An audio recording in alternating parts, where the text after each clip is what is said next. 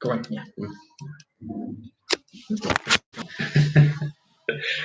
Good afternoon, everybody. Welcome to the Johnny Rock Stadium. It's Teamsheet Live. It's Cheltenham versus Tranmere Rovers. It's the Easter weekend. We're getting towards the back end of the League Two season. A very important time, of course. I think it's 9 games to go. Plenty to look forward to. And we're here again for another Johnny Rock Stadium match day in a second against third clash in League Two. I'm delighted to say I've got John Palmer from Gloucestershire Live joining me here on Teamsheet Live. The team news has just come out, so we'll be taking a look at that in just a second. Also remember, get in touch with us whilst we're here. You can chat on our live chat box here on our YouTube channel. And of course, we're going out also on the Cheltenham Town website as well. But of course, it is 2 o'clock, so I'll quickly run through the team news for you for this afternoon. The interesting one to start with is the goalkeeping situation. Michael Duff selecting Josh Griffiths as his goalkeeper today. Of course, Josh's been away on international duty. He's backing in between the sticks, despite the fact that Scott Flinders was in goal last weekend against Morecambe. The rest of the team looks like this. The back three is Sean Long, Ben Tozer, the captain, and the return of Will Boyle on the left-hand side. The wing-backs today are Matty Blair on the right, Chris Hussey on the left. Midfield three, Connor Thomas, Liam Sercombe and Callum Wright. And finally up top is Sam Smith and Alfie May. The subs today, Scott Flinders, Charlie Raglan is fit enough to make the bench, Andy Williams, Finn Azaz, George Lloyd, Ellis Chapman and Indian Vasilev. John, Cheltenham team news out. Quite often when we talk about the team news, there isn't much to talk about because it's quite repetitive in terms of the group is quite, there's maybe 1 or 2 changes, maybe at maximum, but it normally stays the same. Today, it feels like we've got plenty to talk about with regards to team news. Let's start with the goalkeeper situation. Scott Flinders, of course, came in last week at Morecambe, didn't have a huge amount to do, but Josh Griffiths come back from international duty literally within the last 24 hours, straight into this one. What are your thoughts on that one? That probably was a fairly routine call, I think. As well as Scott Flinders did at Carlisle, he didn't keep his place. So I think Josh Griffiths didn't deserve to be left out. It's not his fault he got called up for England. It's brilliant for him, brilliant for the club that he's been called up for the 21s while he's on loan at Cheltenham. So Scott Flinders probably could have had an absolute blinder at Morecambe. Still, Josh would have come back in, I think. As it was, he barely touched the ball. The only thing he really had to do was, unfortunately, fit the ball out of his net. He was very well protected. And the one thing Cheltenham have been doing the last few games, they've not been given many chances away. Unfortunately, they've still conceded 1 goal and couldn't find one. So I think it's more the other end of the pitch that we'll chat about in a minute they need to improve on. But yeah, Josh Griffiths, I think, was always going to come back in today. But what a great option to have Scott Flinders on the bench. And if Josh isn't available, there's not many better around than Scott Flinders. Definitely a very strong goalkeeping department right now at Cheltenham, and interesting that Michael Duff did choose to do that. But of course, like John says, Josh Griffiths, through no fault of his own, getting called up for international duty. But great to have him back in today. Let's talk about the next one then, move a little bit up the pitch. Will Boyle back in. Perhaps a bit earlier than I personally expected, but fantastic to have him back at the same time. Yeah, I think that's huge. That's huge. There are, as you said, there was a lot of talking points today. Who was going to be in goal? Were Matty Blair and Lewis Freestone going to be fit after the Morecambe niggles? Was Charlie Raglan going to be fit? But to have Will Boyle back and starting, he's so important in both boxes, and he's without doubt the best header of the ball in the squad, probably one of the best in the air in the lower divisions. Chips in the goals, very dangerous from the long throws from Tozer.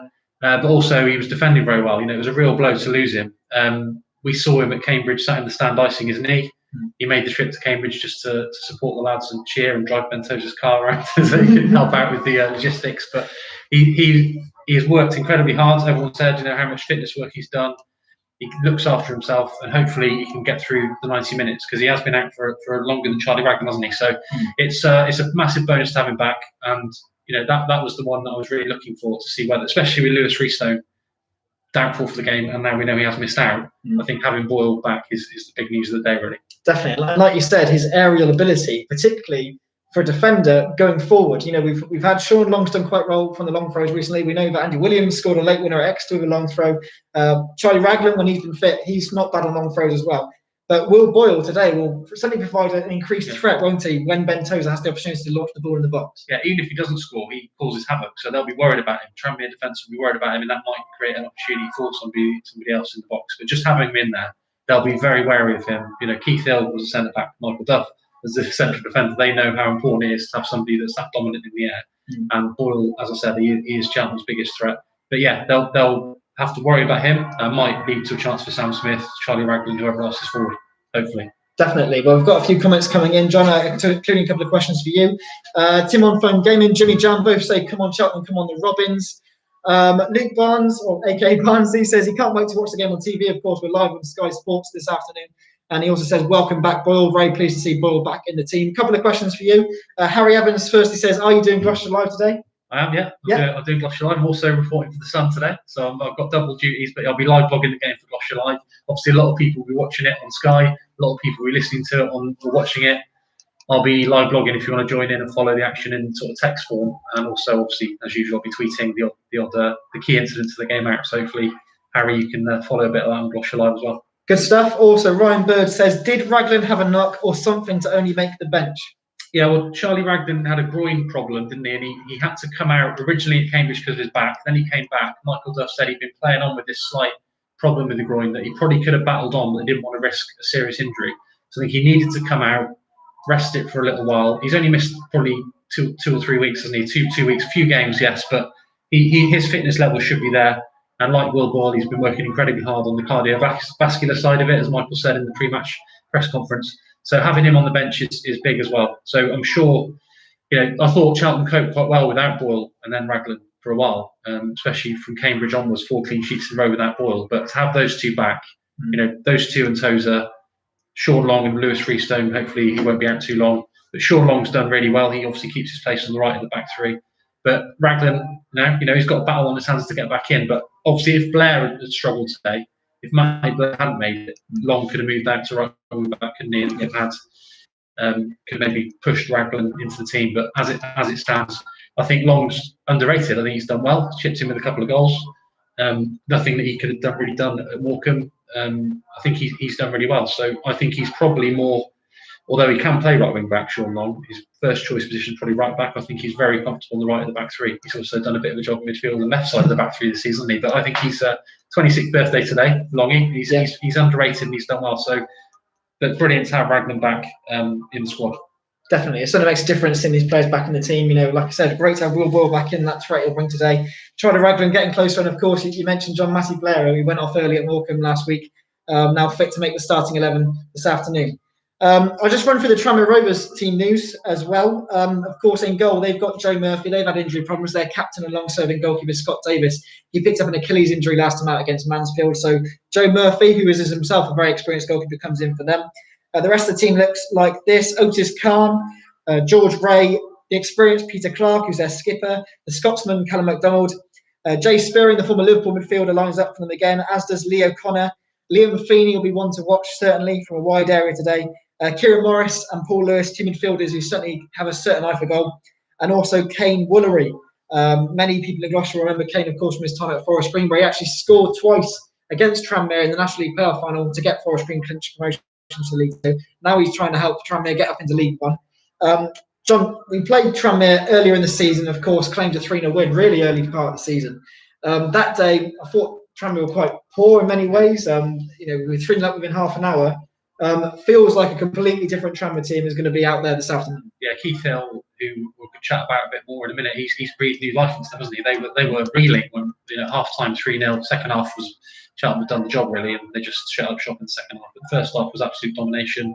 Michael Jackson, wasn't it, was manager then. They had a poor start, but now, when you think of Tranmere, you don't really see them as being certainly not a National League club. You don't see them in as League 2 club really. You think they should be either in League 1 or challenging to get to League 1. And Keith Hill's put them back to doing that. And the way they're positioned, just in third place, just behind Cheltenham, obviously makes for a massive game. But they've got Peter Clark, who's nearly as old as me, who's he's been around for absolutely ages, and he's had a great career. And they've got, you mentioned Woolery, explosive, quick, exciting player. They've got a good team, but I think they were underachieving. Keith Hill's gone in. His record since he took over is unbelievable. So he's got a track record of getting teams out of this division. Well, Rochdale twice. He's also, I think, got promoted with Barnsley, didn't he? So he knows what he's doing. I saw them having a chat on the pitch, Michael and Keith, former housemates, and it's going to be fascinating today. He's a really good character, and he's had a very good managerial career. So his team will be very different to the one that Cheltenham faced at Prenton Park, without doubt. Yeah, definitely. I'm expecting a different tight contest this afternoon for the Sky Sports cameras, certainly. Just go over some of the comments on Twitter reacting to the team news. CTFC Toby says, beautiful. He's obviously very happy with the starting 11. Callum says, Big Willie Boyle has returned. Harry @_CTFC says, the GOAT is back. So plenty of positive comments to the team news today. So it looks like Cheltenham fans are very happy with the way in which Michael Duff's been able to select his team today. You mentioned there Keith Hill. Didn't really play a huge amount for Cheltenham in his time here. I think it was the 2001-02 season, but had maybe more an influence on individuals who went on to make an influence in the club than perhaps he did himself on the pitch. Would that be a fair way to say? He came in the summer of 01 with Carl Muggleton and Steve Jones. They were the three signings in the summer. Tony Naylor came a little bit later, but those three were quite exciting signings, really. Hill had been at Rochdale, Blackburn, had a good career at Plymouth. Muggleton had a great career at Lights of Stoke. And Steve Jones had been at Cheltenham, been to Swansea, had done well. And those three came in. But really, none of them ended up playing a huge amount. Muggleton and Hill started at the start of the season. The Kingfield played in 2-2 all draws. Then he played in the 2-1 defeat. And that was it. He only ever started games with Muggleton in goal. Cheltenham had a bit of a dodgy start. He came on in a couple of games. He only came on in one win, which was 2-0 win over Carlisle, which was the first game Steve Book came back in goal. And that's when Cheltenham really started the road that ended up getting promoted by the playoffs. They had a poor start. 2 starts and 3 substitute appearances for Kingfield. Then he was loaned to Wrexham, upper division. Yeah, yeah. And Carl Muggleton was loaned to Bradford, again, a couple of levels. I think Bradford might have been in the Championship at the time, if not League One, but 2 players loaned and went higher level. Book came back. Cheltenham had quite a lot of good defenders around the time. They had Neil Howard, Chris Banks, John Brough, Richard Walker, Michael Duff, obviously, Anthony Griffin. And Keith Hill, for some reason, it didn't work out for him. He went out and got some football. I remember he was there at the playoff final. He was around. He wasn't in the squad. But yeah, you alluded to it. He basically got hold of Julian Alsop, stayed with him in a house in Tivoli with Jamie Victory. Some great stories from their time living there together. But basically, he got Alsop fit, took him to the gym, sorted out his diet, and Alsop went from scoring, I think, 5 goals in 2000, 2001 to scoring 26 goals and being Player of the Year in 2001 too. So I think Keith Hill helped Julian Alsop out a lot. And Michael Duff has spoken about how he set an example for him as a young lad then, and what Michael Duff expects from his senior players now. So I don't think Keith Hill was miserable or sulking around the place, even though he wasn't getting games. I think he was helping young players. And yeah, he's gone on to have a really good managerial career. I think after that season at Cheltenham, he played a little bit for Morecambe, and then he went into coaching back at his club Rochdale, up there over 2 spells. So yeah, weird. Only started 2 or 3 games, 5 appearances in total, but probably did play a massive part in Cheltenham getting promoted just because of the influence that he had on Alsop, who, and from what people say about him, he had the right balance between being a laugh, being a good guy, enjoying himself, being very professional as well, looking after himself. Michael Duff spoke about him doing press-ups in the front room. They lived together a bit in Wimersbrook, and just being, very dedicated, but also being a good laugh around the lads. So I think he's very good in terms of team spirit. The Rochdale team, they got promoted the second time. They clinched promotion against Cheltenham, and the unity and spirit team, you could tell. We were there at Scotland, getting covered in champagne on the day, but you could tell that they were so united. Brilliant team. I think it was Grady banging the goals in and people like that. And yeah, so he's done brilliantly. He'll come back today and he'll probably think, hardly played it. Yeah, no, absolutely. But maybe those characteristics reflect why he's had such a successful managerial career, like say Rochdale, Barnsley, Bolton, just some of the clubs he's taken charge of. Of course, Rochdale twice for lengthy periods as well, which is quite hard to do in the Football League, of course. Yeah, he actually played in useless fact, but he played for Rochdale in Cheltenham's first ever Football League game. They won 2-0 here in '99. He was in the team, and he was a good player, but it just didn't work out for him at Cheltenham for some reason. Let's talk about Kingfield's bench today then, because I'll just go through them now. He said Ben Jones, Liam Rydell, Sid Nelson, Nia Kirby, Danny Lloyd, Ali Crawford, and David Nugent. Like I said, Kane Woolery, the striker they've gone for today.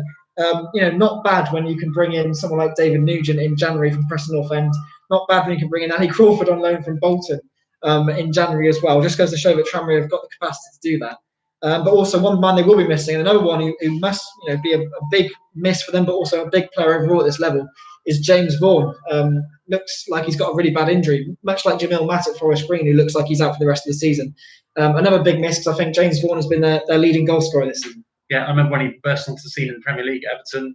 I think he's got over 20 this season, hasn't he? That's right, yeah. So like Mullin at Cambridge, Matt at Forest Green.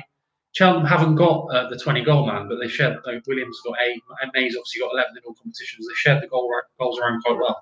You don't necessarily need to have a 20, 30 goal a season man to do well, but I think without Vaughan, since Vaughan got injured, they have struggled a little bit more for goals. But yeah, they've got a strength in depth. They're a big club at the level. They've been obviously jumping about the divisions all over the place the last few years, but they're definitely not a League 2 club in terms of the size of the stadium. We were chatting to Callum Wright when we in the build-up to the game about how many people in Liverpool taking interest in Tranmere, just the other side of the Mersey. he was obviously there in the academy. He knows exactly what the club's all about, and he's starting to get today against his old club, albeit he was only there from 8 to 10 years old. I remember it too well. Before he went to Everton. But yeah, they've always been a good club, and yeah, strength in depth. I'd say when Michael Duff talks about the big boys coming, which he said after a recent game, he's talking about Bolton and Tranmere, because they would have been teams that everyone would have expected to be up there, but they weren't for much of the season. But they seem to be timing their runs up to the top of the division. And the likes of Cambridge, Cheltenham, Forest Green, Newport, Exeter, got to watch out.